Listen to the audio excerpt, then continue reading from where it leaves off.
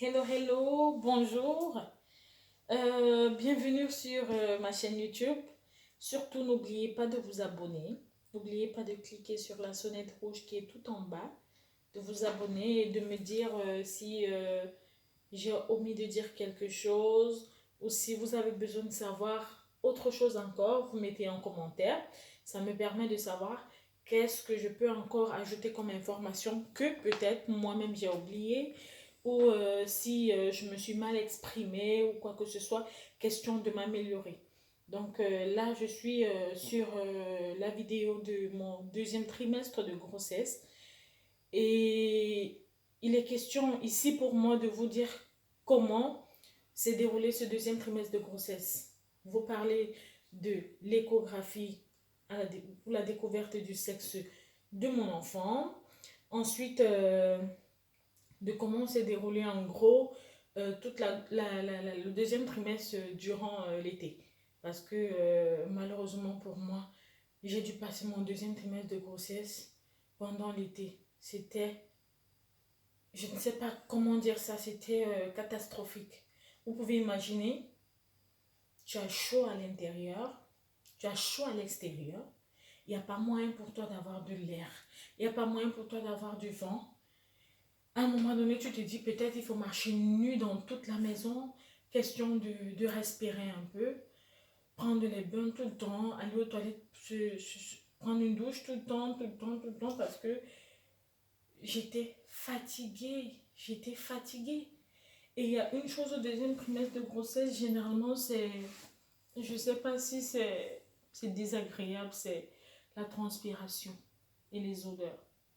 Tellement tu transpires que tu as des odeurs corporelles. À un moment donné, tu es comme ça. Tu te demandes, mais cette odeur, elle sort d'où? Elle sort de... C'est pas sur moi. Mais effectivement, c'est toi qui as cette odeur parce que il y a les hormones qui se développent, qui se multiplient carrément que à un moment donné, tu te poses la question de, mais je savais pas que la grossesse pouvait arriver jusqu'à ce point, permettre que je sente carrément comme ça. À tout moment, il faut toujours mettre des déodorants parce que c'est bizarre. Il faut toujours prendre des bains. Il faut mettre des citrons. Question de nettoyer un peu les aisselles. Parce que oui, généralement, moi, ce que j'utilise, c'est du citron. Avant chaque bain, je mets du citron au niveau des aisselles. J'attends 5 à 10 minutes. Après, je peux prendre mon bain. Question d'enlever les odeurs, d'enlever la saleté. Et ça permettait que je me sente un peu plus à l'aise. Maintenant, après, tu peux ajouter un petit déo, question d'avoir un peu un petit parfum dans une bonne odeur, si je peux dire ça comme ça, ou une belle odeur, je sais pas. De toutes les façons, vous comprenez ce que je veux dire. Donc, en plus de ça, de la transpiration et des odeurs au deuxième trimestre de grossesse, il y a ce qu'on appelle, excusez-moi, je regarde, j'ai pris énormément du poids. Je suis passée de 74 kilos à 80 kilos. Donc j'ai pris pratiquement 6 kilos en plus. J'ai pris carrément 6 kilos en plus parce que déjà, il ne faut pas oublier qu'au premier trimestre de grossesse, j'avais perdu plutôt 4 kilos. Donc au deuxième trimestre de grossesse, j'ai repris ces kilos et je suis allée jusqu'à 80 kilos parce que c'était un peu la fête pour moi.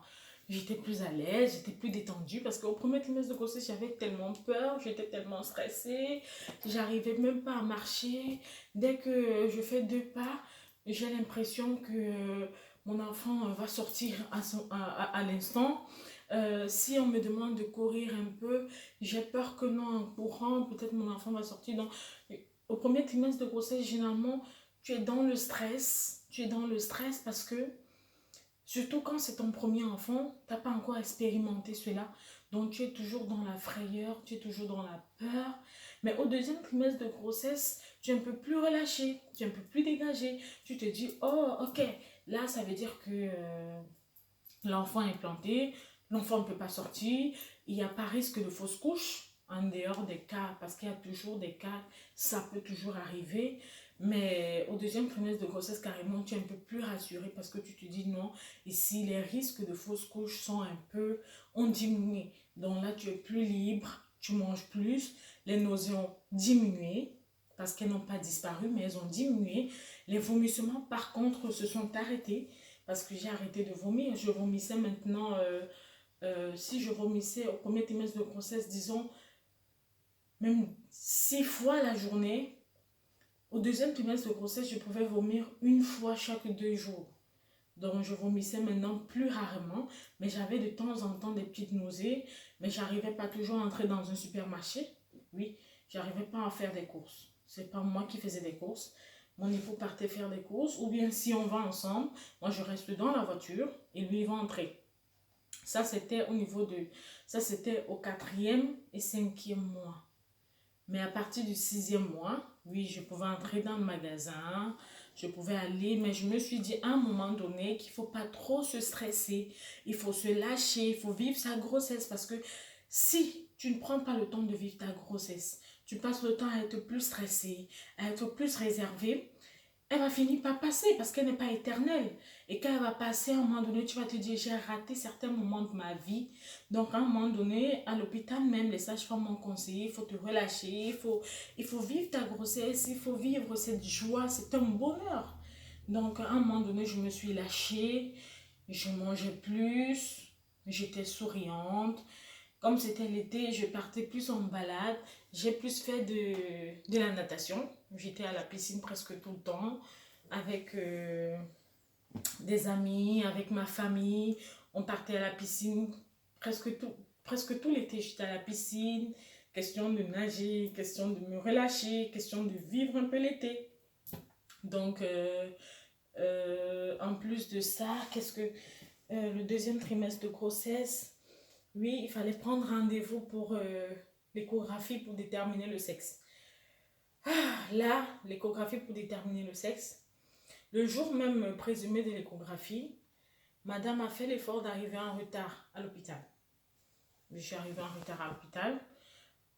Ce qui est bizarre, c'est qu'à la veille, j'étais tellement contente, j'étais tellement contente. Je dis non, je vais aller à l'hôpital, je vais savoir quel est le sexe de mon enfant et tout. Mais le lendemain, je suis quittée tard. Je me suis dit, l'hôpital n'est pas loin de la maison. Mais curieusement, je suis arrivée en retard. Et la sage-femme qui devait me faire l'échographie, quand je suis arrivée, elle me cherchait déjà. Et je suis arrivée 15 minutes après l'heure exacte. Elle m'a dit malheureusement, elle ne peut plus me recevoir parce qu'il y a tellement de gens. Donc, on a reprogrammé ça une semaine après. J'étais dessus, j'ai dit à la dame, non, vous ne pouvez pas me faire ça. C'est vrai, j'ai commencé à dire non, je suis arrivée parce qu'il y avait des embouteillages, il y avait ceci et tout. Elle me dit, elle veut bien, mais elle ne peut pas parce qu'il y a tellement de gens et elle a déjà chronométré 16 heures toute la journée, c'est plein. Donc, tout ce qu'elle peut faire pour moi, ok, c'est que au lieu de revenir une semaine après, je reviens 2 jours après. Donc, on a regardé l'agenda. On a vu avec la secrétaire que je pouvais venir 2 jours après. C'était un mercredi, mais finalement, on a fait l'échographie un vendredi. Donc, vendredi, j'étais 6 heures, j'étais là debout parce que l'échographie était prévue pour 9 heures. Donc, 6 heures, j'étais debout, j'étais déjà prête. J'ai dit à mon mari, allez, debout, tu t'habilles. Parce que si tu n'es pas pressé, moi, je vais partir, je te laisse. Donc, le monsieur s'est levé également, lui-même, speed. On est parti à l'hôpital. On est arrivé, on nous a reçus. Pour faire l'échographie du deuxième trimestre de grossesse pour déclarer le sexe de l'enfant, c'est pas facile. Hein? Parce que mon enfant, il est spécial. Il est spécial. Donc, on a fait l'échographie, on a déterminé, oui, les jambes, les pieds, les mains, le cœur fonctionne bien, tout est là, tout est en ordre. Mais maintenant, au niveau, excusez-moi, c'est le téléphone qui sonne. Donc, excusez-moi, je vais laisser sonner.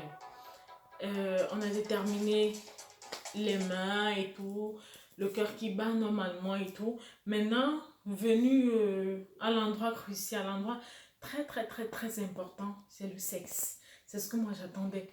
Tout ce qui était la cœur, tout ce qui était ceci, moi je cherchais même pas à savoir, je cherchais même pas, je m'en foutais. Tout ce que moi je voulais savoir c'était le sexe de mon enfant.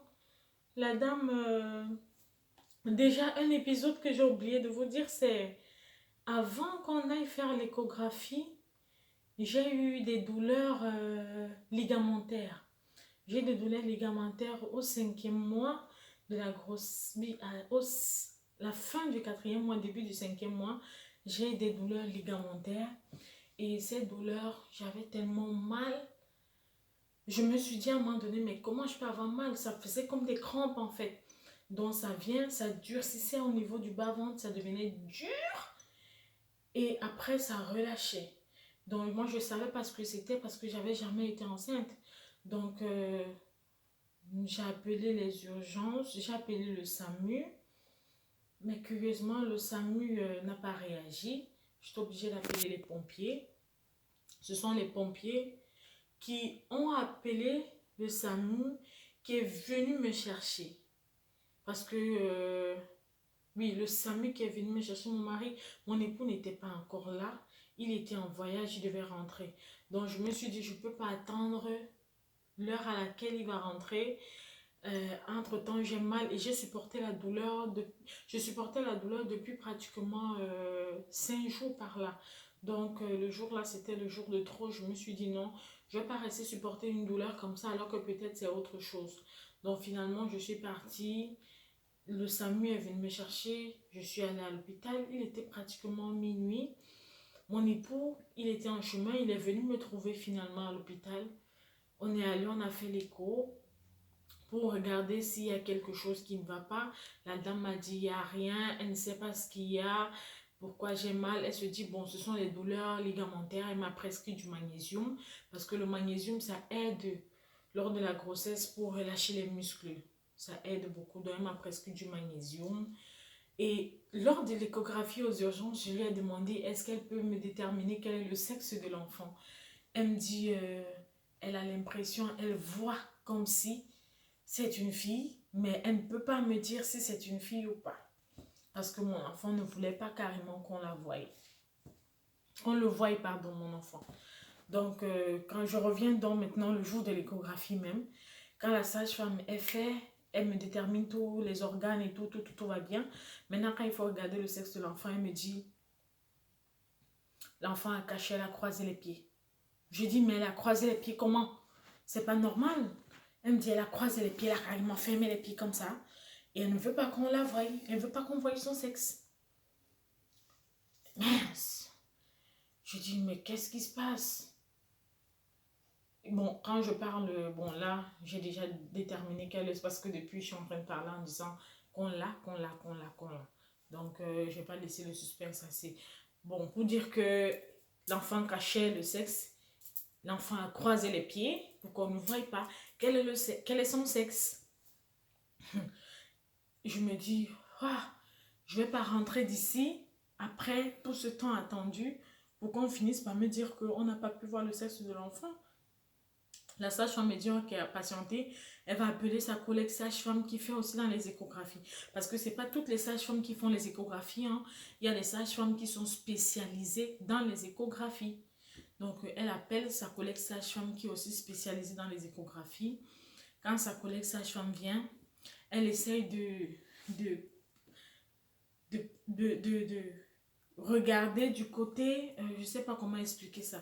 Au lieu de passer, si les pieds sont comme ça, au lieu de regarder comme ça, elle penche le truc de l'échographie carrément de ce côté du ventre, pas sur mon dos carrément, non, mais disons sur le côté comme ça, elle passe, elle vient ici plus en bas.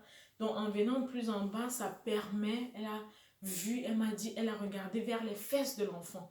Et en regardant vers les fesses de l'enfant, elle a pu déterminer quel était le sexe. Et elle m'a dit, c'est une fille, mais qui sera peut-être à confirmer le jour de la dernière échographie parce que l'enfant, elle m'a dit, votre enfant est tellement malin. Si c'est une fille, elle est très maligne. Elle ne veut pas qu'on voie son sexe.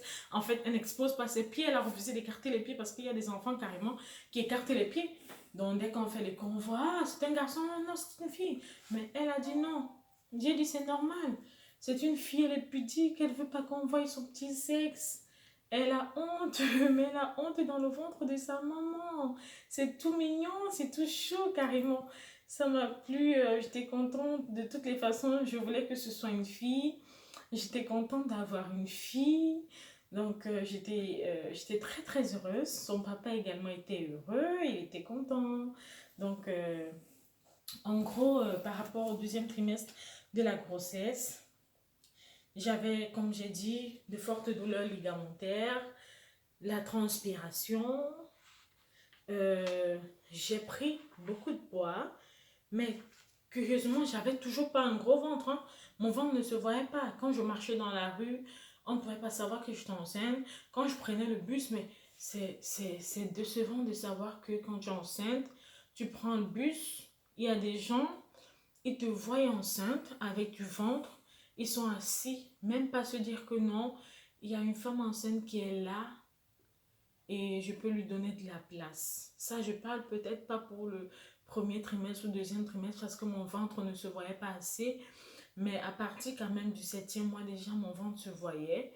Mais il y a des gens carrément, ils te regardent, ils se disent, ils se soucient même pas. Tout au contraire, quand ils te voient entrer, ils ont honte de te regarder dans les yeux, ils font ça. Genre, je t'ai pas vu entrer, je sais pas, donc ils te calculent même pas. Puis tu te dis, mais un jour, ça m'a pris, j'étais tellement fatiguée, j'avais tellement mal. Il y a un enfant, carrément pas un enfant, mais un ado qui était assis, il me voit et c'est là où il passe s'asseoir. Je lui ai dit, s'il vous plaît, levez-vous parce que vous voyez bien mon état. Donc il s'est levé finalement, il m'a donné la place, je me suis assise parce que j'étais fatiguée. Parce qu'il faut dire que moi, j'ai une très très forte douleur au niveau de, je sais pas si je vais dire, c'est pas ligamentaire, mais c'est au lombaire. C'est au lombaire. J'ai une très très forte douleur au niveau des lombaires. Donc parfois, à partir du deuxième trimestre, j'ai commencé à boiter. Je marchais carrément en boitant. Je marchais en boitant. Donc j'avais tellement mal. Et pour dire vrai aussi, j'ai beaucoup marché. Je me suis dit, en faisant la marche, il ne faut pas rester à la maison. C'est l'été, c'est le soleil, c'est la joie, c'est beau. À quoi ça sert de rester à la maison? Donc je marchais, je partais en balade, je partais à la piscine.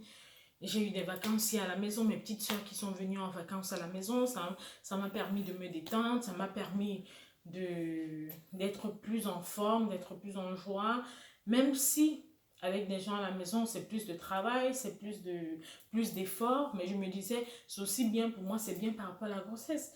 J'ai pas eu trop de problèmes, en dehors des problèmes que toutes les femmes peuvent rencontrer. J'ai fait aussi l'examen de la trisomie 21 parce que c'est un examen qu'on fait également au deuxième trimestre de grossesse pour déterminer est-ce que votre enfant a un risque d'avoir la trisomie 21. Heureusement pour moi, j'ai pas eu ce problème. Il n'y a pas eu un problème de risque. Je pense que non, l'examen du diabète, je l'ai fait en 2 trimestres. Je l'ai fait aussi au deuxième trimestre parce que lors de l'échographie pour déterminer le sexe, on a découvert que l'enfant était un peu costaud. Donc, on m'a demandé de faire un examen du diabète. Donc, j'ai fait un examen du diabète qui s'avérait gestationnel, qui s'avérait négatif. Mais j'ai refait encore cet examen au troisième trimestre qui était toujours négatif. Donc, en gros, ma grossesse au deuxième trimestre s'est très bien déroulée. Deuxième trimestre, c'était parfait parce qu'au premier trimestre, c'était horrible. Parce que j'ai oublié une anecdote au premier trimestre de grossesse. Comme je saignais quand je rentrais de Lausanne carrément, dans le train, je dormais. J'ai pris carrément toute une rangée. Je me suis carrément allongée sur toute une rangée. Et un contrôleur est passé. Un contrôleur dit Madame, qu'est-ce qui se passe? On ne dort pas carrément là parce que ce sont des places prises par certaines personnes. Je lui ai fait comprendre que là, monsieur, je ne peux même pas me lever. Même si vous me demandez de me lever, je ne peux pas me lever. Parce que là, j'ai l'impression que je suis en train de saigner quand je m'assois. Ou j'ai l'impression que je suis en train de saigner. Donc, en restant couché, pour moi, c'est comme si, quand je soulève les pieds, quand je reste couché en soulevant un peu les pieds, c'est comme si le sang rentrait plus tôt et non le sang ne sortait. Donc, il m'a demandé est-ce que je veux qu'on s'arrête à une gare. Question qu'on m'amène à l'hôpital aux urgences. Je lui ai fait comprendre que non, parce qu'il voulait qu'on s'arrête à Dijon. Je lui ai dit non. Si on s'arrête à Dijon, mon époux, il m'attend carrément sur Paris. Si on s'arrête à Dijon, pour moi, ça ne me facilite pas la tâche. Il va falloir qu'il vienne parce que S'il n'est pas là, je suis encore plus stressée déjà que lors de la découverte de la grossesse. Et lorsque cette situation est arrivée, il n'était pas là. Donc, je voulais le voir, question de me rassurer aussi. Donc, finalement, on ne s'est pas arrêté. On a continué jusqu'à Paris. Et on est allé carrément aux urgences. Là où je vous ai dit au premier trimestre de grossesse, tout s'est bien déroulé. On m'a dit, il n'y a pas de problème. La dame m'a dit, si le sang sort, parce que généralement, au premier trimestre, tu peux avoir des saignements et ces saignements-là sont souvent dus à le reste de sang des règles du mois passé qui restaient là. C'est souvent ça qui sort. Et quand ça sort, c'est souvent plus foncé. Donc, il ne faut pas souvent être stressé, il ne faut pas souvent avoir peur quand on a des saignements au premier trimestre de grossesse. Souvent, c'est rien. Mais à un moment donné, quand les saignements sont plus vifs ou quand les saignements sont plus abondants, toujours consulter un médecin ou toujours appeler à l'hôpital pour prendre des renseignements. Donc, en gros, c'est tout ce qui concernait le deuxième trimestre de ma grossesse. Donc, comme j'ai dit, c'était en pleine canicule, chaleur. Et n'oublions pas que je vous dis comment je dormais. Je dormais nue, juste avec un sous-vêtement. Et je prenais de la serviette, je trempais, je m'enroule avec et je me couche. C'est vrai, c'est bizarre, mais c'est comme ça que je réussissais à dormir parce que il faisait extrêmement chaud. Le ventilateur ne me faisait rien. Ça ne faisait absolument rien. J'avais l'impression que je suffoquais. J'ouvrais les fenêtres, mais l'air n'entrait pas. Donc il fallait, je prenais la serviette, je trempais carrément dans de l'eau, je m'enroulais avec et puis je partais dormir parce que j'avais chaud à l'intérieur et j'avais chaud à l'extérieur en même temps. Donc c'est comme ça que j'arrivais où je réussissais à dormir. Question ménage et tout, il faut dire que j'avais la chance que j'étais aussi assistée par mon époux qui m'aidait beaucoup. Il m'aidait beaucoup dans les tâches ménagères et tout, dans ceci ou ma famille qui était là, même si il fallait que je fasse plus d'efforts parce que c'est le chez moi. Je ne vais pas laisser les gens qui viennent chez moi plus travailler que moi, donc il fallait forcément que je travaille, il fallait forcément que la maison soit toujours propre et tout. Donc, en gros, c'est tout ce qui concerne le deuxième trimestre de grossesse. Si j'ai oublié quelque chose, faites-moi part de cela en commentaire. Faites-moi part de ce que vous aimerez que je vous détaille encore plus parce que parfois quand on parle, on oublie. Alors que si vous écrivez en commentaire, peut-être vous avez une situation que peut-être moi aussi j'ai fait face à cette situation mais que j'ai oublié de mentionner dans ma vidéo. Merci de m'informer afin que je puisse vous dire si je l'ai eu, si c'est arrivé ou comment je me suis prise pour résoudre ce problème. Donc je vous dis à bientôt. Je vous demande de vous abonner carrément à ma chaîne et ceci me permettrait de savoir que les vidéos que je suis en train d'enregistrer sont bonnes pour certaines personnes.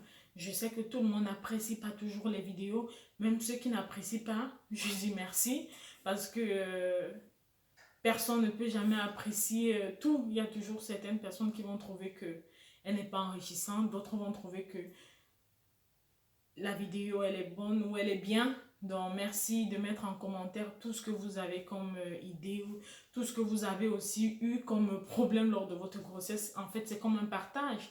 On partage ensemble et on se dit pour des nouvelles mamans ça aidera certaines femmes qui aimeraient tomber enceinte à savoir déjà à quoi s'attendre lors de leur grossesse.